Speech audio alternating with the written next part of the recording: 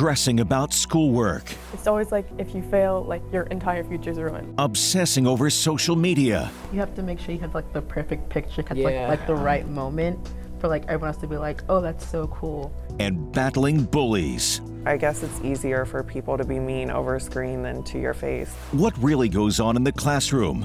Teens Tell All in this WPBF 25 News Chronicle special. Safe schools, safe kids. Here are morning anchors Mark Kelly and Aaron Guy. We know many of you are probably using this weekend to get ready for the first day of school come Monday, so we appreciate you taking the time to invite us into your home this evening. And over the next hour, we're going to tell you what our schools have been doing this summer to prepare for the big day. Now, there have been a lot of improvements to security, mental health programs have been added to the curriculum, and so much more. But we start with the ones who are most impacted by all of this, our kids. We recently sat down with a group of local teenagers who schooled us on what's really going on in their lives. Show of hands, how many of you are on social media? Okay. Do you think it takes over your life? Sometimes it can be too much of a distraction, like instead of being present, it can kind of take away from like, just living in the moment and stuff, so. So what isn't there like such a social expectation from social media? Talk to me a little bit about the expectations that you feel every day when you get up, and probably even more when you're in school. Instead of focusing on just posting what you want to post, you have to think about like who's going to see this, how they're going to respond to it. And then it becomes a game of like who gets more likes, who gets more views, rather than just posting what you feel like you want to share with people. Yeah, Yeah. it's like this whole thing of like, you have to make sure you have like the perfect picture, Yeah. like the right moment for like everyone else to be like, oh, that's so cool. And then you have to like base like everything you do off of other people's opinions, and yeah. So, Aaliyah, do you actually feel a sense of competition at school over it? Especially at school, because everyone's like, oh, did you see her post? I'm like, no. And they're like, oh. I'm like, yeah. So I feel like everyone's like basing like all of their like life around what people are doing, what they're posting, and how they post it, and everything like that. Do you ever feel like it's not really real life? Yeah. Yeah. Especially on Instagram. So do you think your parents get social media? Do you think they understand what you're doing? No. Do you think they think they get what Yeah. you're doing? Yeah. So what are you doing that they don't get? If you tell them that Snapchat deletes their 24 hours, their mind just, they can't understand that. They get like, They don't understand that it deletes. yeah. And they're like, oh my God, what are you posting then? It's Yeah. like, I'm not posting anything bad, it's just a picture. Yeah. And they're like, oh my gosh, stop. And no. They get a little freaked out by the whole like disappearing thing. Yeah. Like their mind always jumps to the worst place, like any parent, I guess. But it's not like most of us aren't doing bad things with it. Do you feel like the bullies are pretty much only using online bullying? They're not bullying you in person at all anymore, or is it a little bit of both? There's different people who do Yeah. it different Yeah. ways. Yeah. Different ways. Both. Because my friend, she went through cyberbullying, and like no one like at school like talked about it, but on social media it blew up. It was like all over Snapchat, all over Instagram, and it was like, you guys can like do this behind a phone, but you can't do it to her face, and that's wrong. And I mean, bullying is wrong either way, but like not being able to like confront the person about something, it's just on a different level. So overall, do you think your social media that you've admitted is a big part of your life makes you feel good about yourself, or makes you feel actually not that great about yourself? I think it's a little bit of both. Yeah. Like, for the most part, it's a good thing. I think it's a good thing to communicate with friends. It's a good like platform to get important issues across. But sometimes it takes a turn in the wrong direction. It doesn't really take control of me, so I feel happy about it. But then on top of this, you have the Parkland shooting that happened just miles down the road from us. So school safety. Show of hands, do you feel safe at school? You do feel safe. Is there anything your school could do to make you feel even more safe? I think my school has done a pretty good job of tackling it, and there was like a lot of student-led like involvement against to become aware of what's happening in our society today. But I think for the most part, the schools and we have done the most that we can, and it's just up to other people now. You don't want the school to feel like a prison. Do you think that your parents make you more anxious about it? Because Yeah. as a parent, you're very nervous because you're losing control, sending your child to school.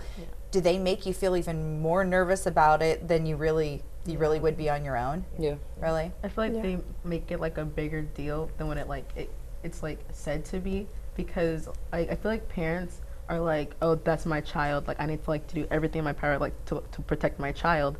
And I feel like when they like can't like be like the only thing that's like protecting them, they get like frantic about it, and it's yeah. For me, I think it's more like, I mean, obviously my parents worry about me, but I think like if I feel safe, then they feel safe, because I think they know that like I'm there, like I'm in this school. So I think like as long as I feel good, they feel good about it. They were so honest with us. Now, the students' parents watched that interview from another room, and they had a lot to say as well, especially when it comes to their kids on social media. You're going to hear from them a little later. The teens also talked to us about mental health and depression.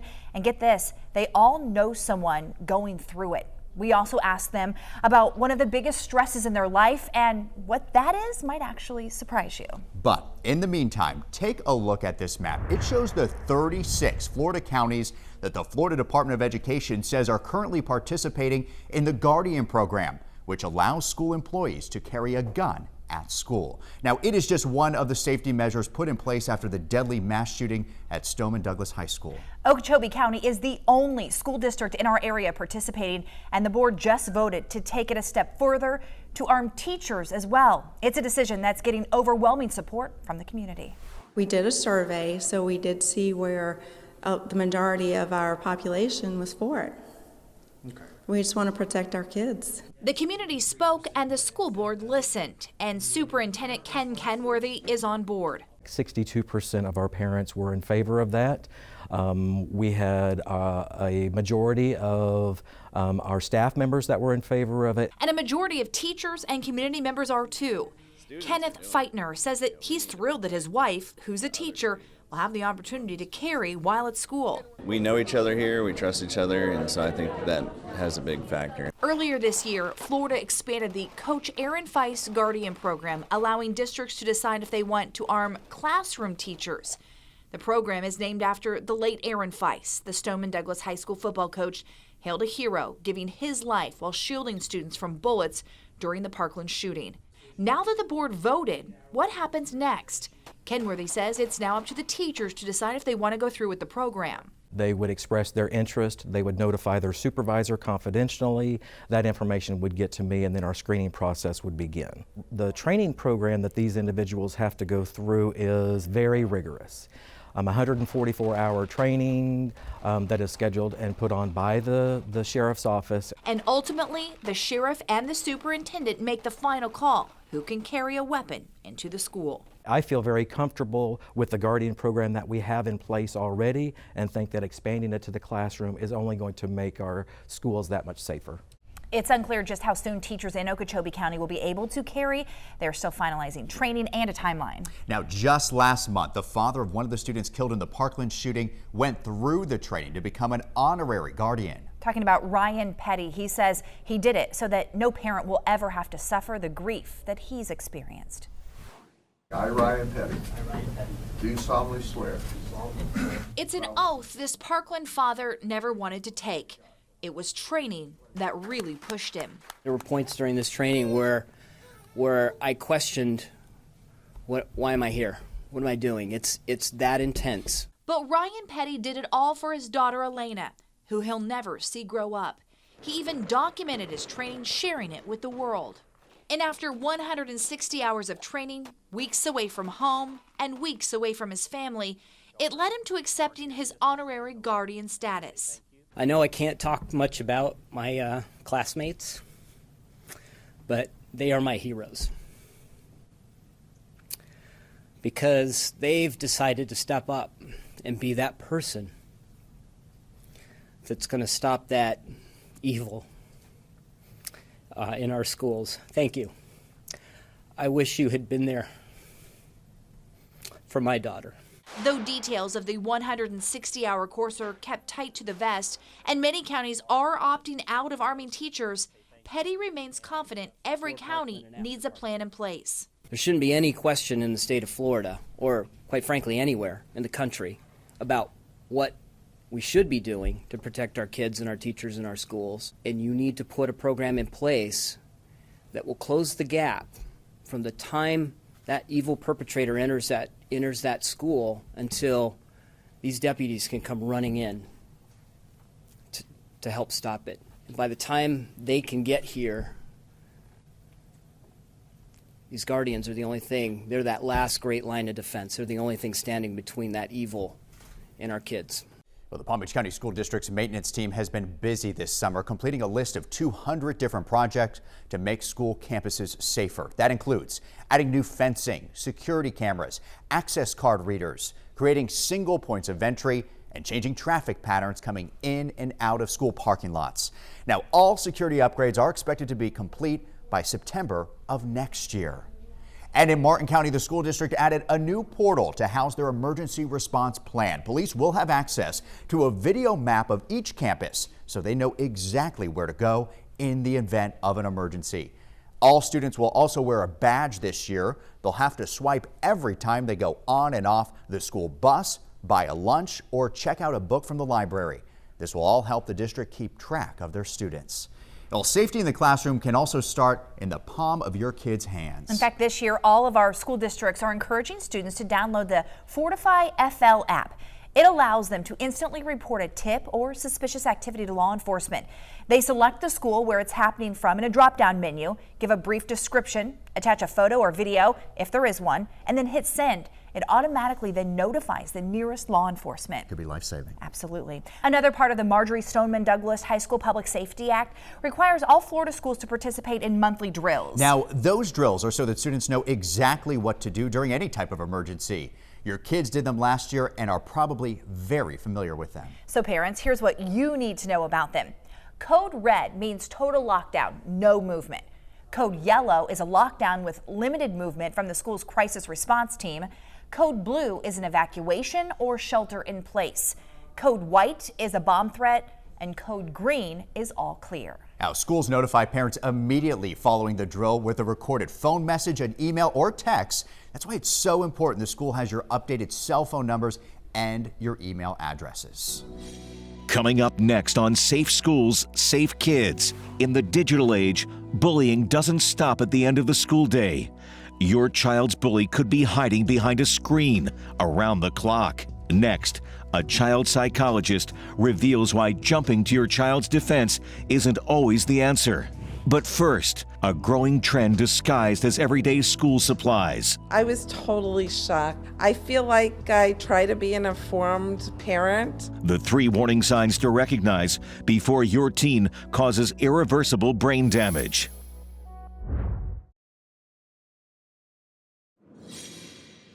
Welcome back.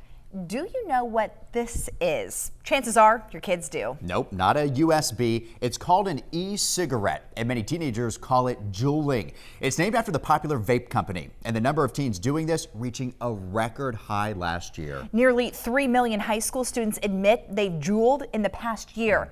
A recent survey found 37% of high school seniors and just over 32% of sophomores admitted to vaping in the past year. And it's not just a high school problem. 1 in 10 8th graders say they've also tried it. Students caught with them at school face suspension or expulsion. And doctors say that all these kids who are trying it are putting their health at risk. For decades, parents, PSAs all warned about the dangers of cigarettes. But it's 2019 and e-cigarettes are all the rage. I mean, yeah, especially a lot of kids do it now for some reason. I never really understood why. E-cigarettes, vaping, juuling, whatever you call it, health professionals like Dr. Selena Moore with Advanced Pediatrics of Boca are sounding the alarm. Vaping has been marketed as a safe alternative to cigarette smoking, and it is not. It is not. There are very large quantities of nicotine in the pods of the vape or the e-cigarettes. Take the Juul brand, a popular one. A single nicotine pod has as much nicotine as 20 cigarettes. The U.S. Surgeon General recently declared teen vaping use as an epidemic. We are dealing with a brain that's not fully developed yet. And in a pediatric and adolescent brain, the possibility of addiction is very, very high. And vaping is especially popular with teens because of its design. Looking like a pen or a flash drive, teens can easily conceal e-cigarettes from adults at home and at school. I try to be an informed parent, and I was totally taken by surprise. That was Deborah Jaffe's reaction when her middle school son got caught with a vape pen at school. I would have never been able to tell you that it was a vape. It looked like a pen, it looked like something you put into a hard drive. So how can you spot the warning signs that your child is using? It can be jitteriness, fast heart rate, and sluggishness. But these are not always the easiest symptoms to spot. Bottom line, Dr. Moore says parents should tell their kids the dangers of vaping early, before they're hooked. Anything that you begin that's addictive before the age of 21 is ingrained in your brain. And it is so difficult to quit afterwards. Now, just last month, a top Juul executive testified on Capitol Hill that his company never intended for kids and teenagers to use their products, that it was marketed towards adults who wanted to stop smoking. He also said his company has made it a priority to combat underage use. Another issue so many kids have to face every single day is bullying. 1 in 4 students say they've been bullied. 1 in 3 admit they've been the bully. But it's not just happening in the classroom. Bullies are in your child's hands all day long. So a lot of things about bullying have changed over the course of many years. One of the things that has not changed about bullying is that the signs can remain similar to the way that they always have been. However, Dr. Rafi Wald says trying to identify those signs isn't always easy. They're hiding a lot of times. Their problems, their emotional problems, will turn into what we call somatic complaints. He says look for your child to complain about stomach aches, sore throat without any real medical issue, refusing to go to school, and just an overall change in their personality. So if your child is being bullied, what do? Don't overreact if you don't need to overreact, because that can make things worse. If you feel that your child is in any sort of physical danger, obviously you can be an alarmist at that point. And have you ever thought about this? What if your child is the bully? Dr. Wald says you'll likely notice some kind of a change. Perhaps your child is more aggressive than usual. Broadly, some kind of changes in behavior, but also you might notice that certain kids don't want to spend time with your child. That's a good sign that, if nobody wants to be friends with them. Bottom line, talk to your kids. And he says do not think twice about having access to all their social media accounts. He says that's the key to knowing exactly what's going on in your child's life. Each school district we spoke to say they have programs for students to report bullies. The Palm Beach County School District has a hotline set up, the number right there on your screen, 561-434-8200. Coming up next on Safe Schools, Safe Kids, setting the record straight. We're not stealing money. We don't steal students. We're debunking the most common misconceptions about charter schools in South Florida. Plus, the governor got rid of it, but Common Core still isn't going away in the classroom. The timeline in place to switch up the standards for good. Who could forget these protests that pitted Palm Beach County public schools against charter schools back in May? Now the issue is over voter-approved property tax increase to help fund teacher salaries and security at public schools, but not charter schools. Charter schools say not so fast. They deserve that money too. Now I sat down with one of the largest charter school operators in our state for their side of this education debate. Here in Palm Beach, our schools are moving, and we're really excited about that. Eddie Ruiz oversees 6 charter schools in Palm Beach County and dozens across Florida. Working in both the classroom and administration, he spent years in public schools before making the switch. We can make decisions quicker, swifter for our students and our schools. There are statutes in legislation that allow us flexibility to not follow all those things that, district schools have to go through. I would call the red tape. State law gives charters flexibility in a number of areas. For security, instead of SROs, they're allowed to have SSOs, essentially armed security guards. And what about curriculum? Well, charter students still take the FSA like public schools, but they are allowed to change up that curriculum. For example, here at Renaissance Charter, every child K through 8 gets a whole 90 minutes of a foreign language. And what I'm really proud of, and I want to share that with you, is that when we look at the state of Florida for our charter school network, last year, with 59 schools, we were 67% A's and B's. This year, 82% A's and B's. big change. Charter school enrollment has taken off in Florida in 20 years at nearly 300,000 students. But critics say those students leaving public for charter schools are leaving public schools with less money. That's a criticism Ruiz calls a misconception. The money follows the child. It so happens to come to, if a charter school is the place where a parent wants to take their child or a family wants to take their child, the money follows them. Bottom line, Ruiz says education should come down to choice. I'm a true believer. If we're not doing something different than the school down the street that is a district school, then we shouldn't exist.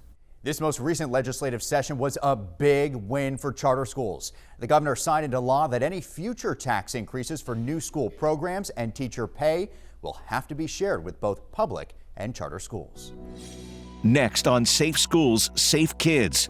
No shots, no school, no kidding. It is a frustrating topic to go over again and again. The growing movement, health experts say, could be responsible for the next big outbreak. But first, from a school shooter to a canceled football game, the new tool being used to spread the word to parents and students as quickly as possible. You're watching WPBF 25 News Chronicle. Safe Schools, Safe Kids. Welcome back. Thank you for staying with us. If you asked your kids right now what stresses them out the most, what do you think they would tell you? We recently asked that question to a group of local high school students. We thought maybe they would say family, friends, or peer pressure. But their answer really surprised us and their parents, who were watching the entire interview from another room. So what's worse, the social media pressures of everyday life in high school or the academic pressures? Academics. Mostly just has to do with trying to do good in school. Yeah. Like, that's so much pressure on yourself and from your teachers and from your parents. Like, it's a very stressful environment, especially in the middle of like testing season and everything, because like you're thinking about college and you're thinking about like your future, and like it just can be a lot in a short span of time. Do you feel like most of the pressure is from the teacher or the parents? Matt, let me ask you that. Teachers. Because they, one of my teachers, they rated our test 75% of our grade. So if you do bad on one test, you're gonna fail the class. So I think that's more pressure from the teachers and our parents trying to encourage us to do well. Matthew is a junior in high school and he's already got 8 college credits and he's gonna dual enroll and that was his doing. And I was the one saying, honey, let me call your guidance counselor. Maybe this is too much. Maybe you shouldn't do this. And the guidance counselor's like, he's going to be bored. No, he'll be fine. And he tells me, Mom, I'm fine. Hearing your daughter say about, her peer pressure about the day, and it's like, at the end of the day, she needs to relieve stress. And I'm going like, oh my God, it's like she's feeling all the pressures that we do as adults, but it's because I guess what they're putting on themselves as well. I think my parents do a really good job because they just encourage me and they know that I'm trying my best, and like a lot of the pressure does come from myself in my experience, but they just encourage me and they're there for me, and like when I'm going through a lot, they always can talk me down, and they're like, it's just one thing at a time, you got this, like you can handle it. That's the same for me. They encourage me, and I just like be in my room, and that's when I do my homework and stuff, and they just leave me in there just to do it because they know I'm doing it, and they don't want to bother me. So how do you deal with that? So you got a big test coming up, or you have the FSAs, whatever it is coming up.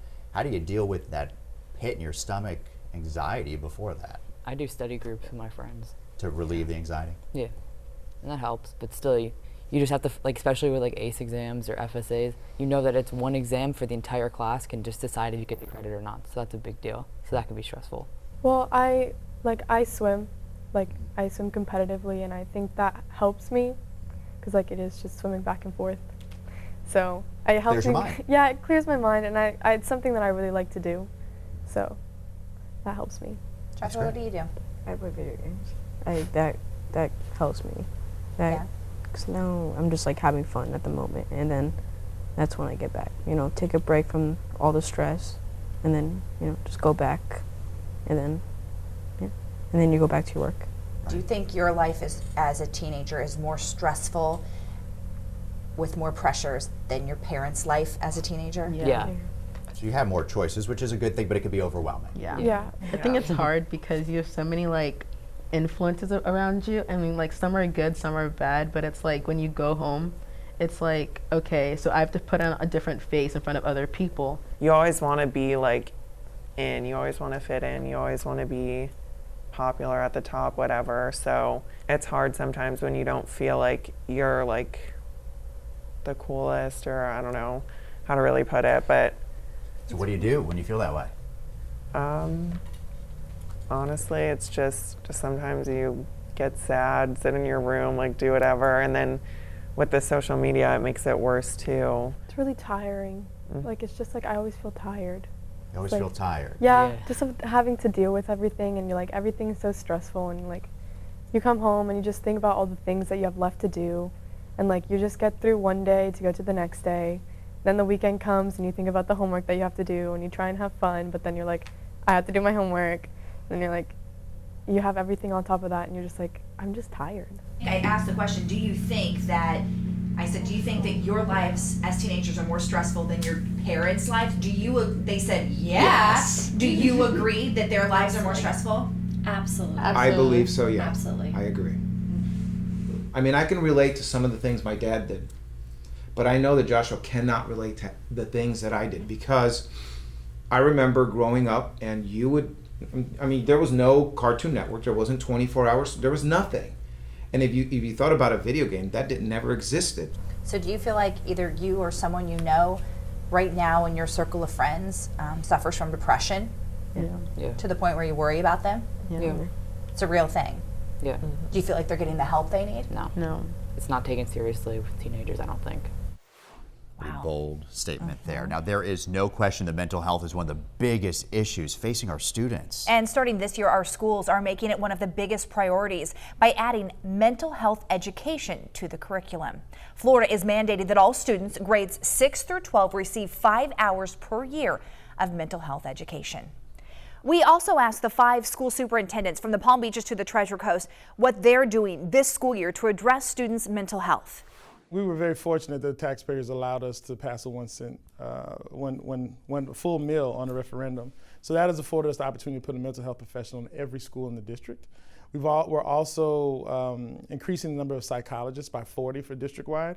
So that allows us to have what we call CAPE teams, or triage teams, in the most severe cases. We recently passed a referendum with our voters, and that we'll have additional counselors now in our school centers. We'll have behavior technicians in our schools. We'll have behavior analysts in our schools, and social workers that get to go back out to the families and meet with the families. Well, Okeechobee's really been ahead of the curve, and we've had multiple schools that had full-time therapists that we've contracted with certain agencies. So we already have boots on the ground in most of our schools, and so we're very fortunate. With the new legislation, or the new directive from the Department of Education for the 5 hours, we already have curriculums in place, actually kindergarten through 8th grade, so we need to fine-tune what we're doing at the high school to be able to meet that. We have a mental health assistance plan that goes to the school board for approval, and it really focuses on our whole approach to addressing mental health instruction for our students. We have increased the interest in mental health among our teachers, but we also have social service workers that are providing counseling to students, and especially for our teachers, if you notice behavior in a student, to be able to obviously report this so that we can get help to students. And this is why many people say mental health should be part of the curriculum. It's estimated that 1 in 5 teens will experience depression, and suicide is the 3rd leading cause of death among kids and teenagers. So how can you tell if your child is struggling with depression? We asked the experts to weigh in.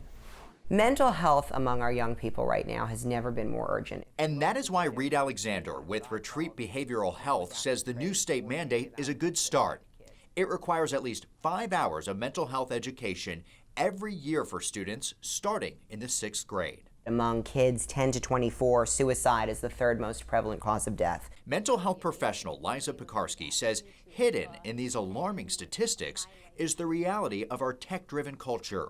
She says social media can distort a child's reality. The more connected we become as a society in terms of cell phones and Instagram and Facebook and iWatches, everything that we have connects us, yet it disconnects us interpersonally. But even with classroom time devoted to mental health, Peter Shore with Retreat Behavioral Health says that having a student's family on board can be a game changer. If you're a parent and you can see changes in behavior of your child, different patterns that are going on, you could identify these things quick.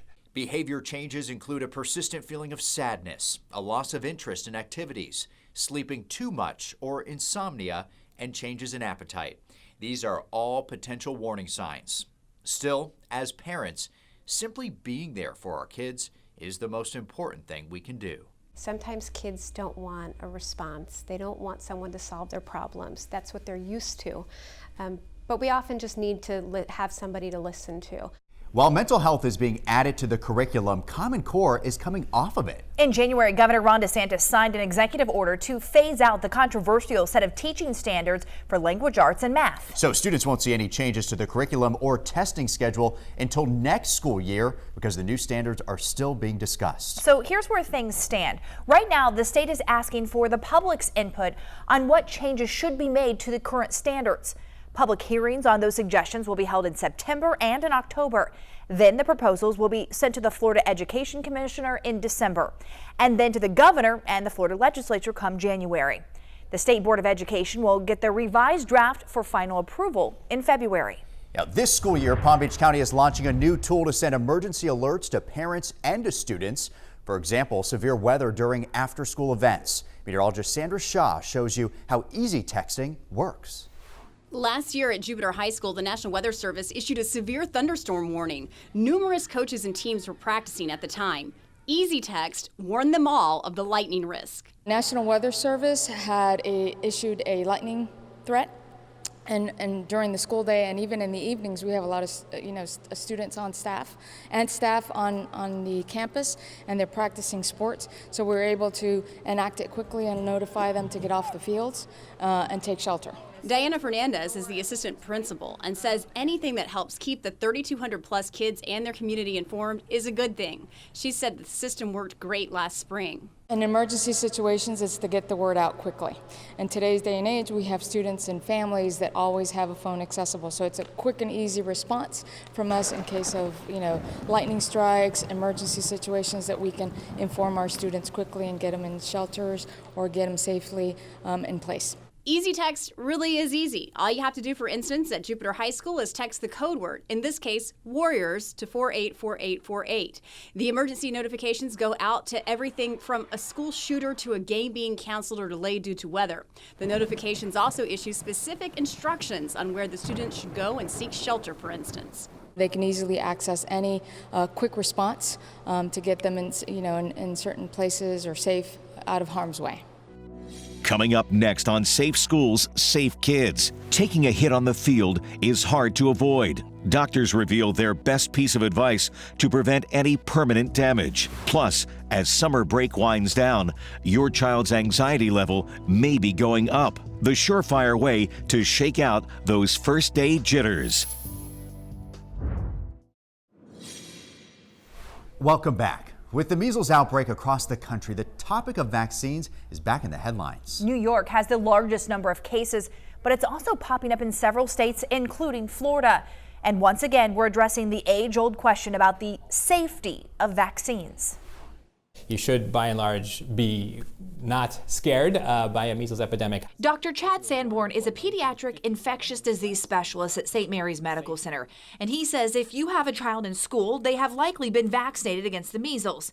He says though science has proved over and over again that all required vaccines are safe, he is still faced with those who choose not to vaccinate. It's a community. We have to think of each other and trying to stress that, but it is a frustrating topic to go over again and again. Dr. Sanborn says just because an unvaccinated child has a healthy immune system and might be able to fight off a disease, they could still come in contact with someone who doesn't. At the moment, you're fine, but say your child, your family member has to go on an immune suppressive medication, steroids for a long time, chemotherapy or something to that effect, that immunity that you previously had can go away and you can be susceptible once again to infection. Which is why Dr. Sanborn stresses that vaccines are safe and is even the first to say his children are fully vaccinated.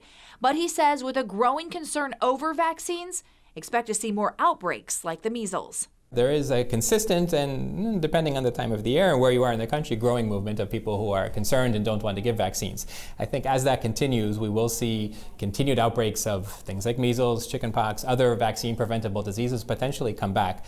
Different grades have different immunization requirements, so be sure to check if your child needs shots to start school on Monday. And also keep this in mind. Every school district in our area has a strict policy. They call it no shots, no school, no kidding. Well, a lot of parents are also concerned because of the recent hepatitis A outbreak. Yeah, so doctors have this advice. Remind your kids to wash their hands. They say it's the best way to protect themselves. Well, now to another potentially dangerous medical condition that affects so many students. According to the CDC, an estimated 15% of high schoolers have suffered at least one concussion.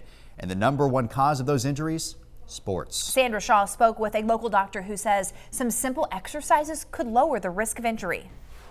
When in doubt, sit somebody out. If there's any suspicion of a concussion, get them off the field. Dr. Matthew Fazekas says that's the key rule when it comes to kids and concussions. He sees students come in all too frequently at his post at Joe DiMaggio Children's Health Specialty Center in Wellington. Unfortunately, multiple times per day. A concussion is a mild traumatic brain injury that causes an energy crisis in the brain, and you'll notice something isn't quite right. You want to look for headache, changes in their mental status, changes in how they're acting. Rest is the best medicine for a concussion, but Dr. Fazekas says there is a way to help prevent concussions altogether. We actually recommend cervical and neck strengthening exercises. By strengthening the cervical muscles and stabilizing the head, neck, and chest axis, you can dampen and reduce the rotational force, leading to potentially decreasing the risk for concussion. Dr. Fazekas is skeptical of new devices like helmets or headbands that claim to help prevent concussions. His best advice to parents is to just prevent additional injuries after the initial hit. From that first time walking into kindergarten to senior year, it's so common for students to feel nervous on the first day of school. We're all there. Yeah. But as parents, there are steps we can take to try and ease those first day jitters. Psychologist Dr. Rafi Wald says if you have an opportunity for your child to visit their school before their first day, certainly do that. It can be reassuring to know where their classes are, meet their teachers, and have a play date with their friends again before that first day back. Anytime you can ease someone into something by letting them see it beforehand rather than just throwing them into it all together at once, that's going to be a much better situation, especially if you have a child that tends to be anxious or have a hard time with change. Dr. Wald says parents can often be anxious about the first day of school too, but for different reasons than the kids. If you're feeling that way, Dr. Wald says to try repeating this mantra to yourself. Ask yourself that question. How many times have I left my child with someone that I trust? How many times have I had major problems afterwards? And for almost everybody, the answer is going to be none. Well, parents, we know many of you may be a little bit nervous too for Monday. Very normal. So as we go to break, our 5 area school superintendents have these first day of school messages for you. The first day is one of the most important days, that we want them to feel welcomed. We want them to know that we value their input and that each one of them are very important to us, and we want to partner, and we want our students to be ready to learn. We're going to be ready for them to come and learn, and we're all in this together, and we're going to have a successful school year. So our objective for the first day of school is to get the students there, get them fed, get them home. So that's our objective. We realize that lots of schedules have to come together. We realize that lots of parents want to take their students to school the first day, so the traffic is going to be extraordinarily heavy on those days. I just ask them to be patient with us. Be early, get there early. There'll be a lot of traffic, and there'll be a few kinks. There always are, when 40,000 students are coming back to school, to be patient, but to make sure that they're ready to go. Be on time. And have fun, have a great day. And we really look forward to an exciting school year for the Martin County School District, where we want to educate all students for success. On the first day, be patient with us, as 900 plus buses get back on the roads and hundreds of thousands of parents try to figure out how to navigate to get their kids to school on time. Lines will be long in the beginning.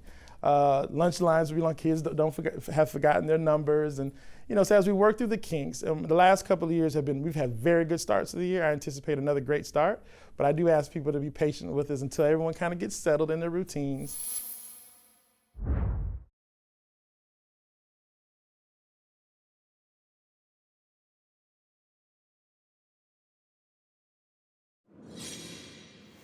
We want to take this moment to thank the 5 students who provided such valuable insight into their lives and talk so openly about what's really going on. Now, we ended our interview with this question. What was the best piece of advice you've ever received from your parents? Here's what they had to say. I think probably just taking things one thing at a time, like not letting yourself get overwhelmed by everything that you have to do, because they're very busy people too. So just one thing, focus on one thing, and then you can get through the rest.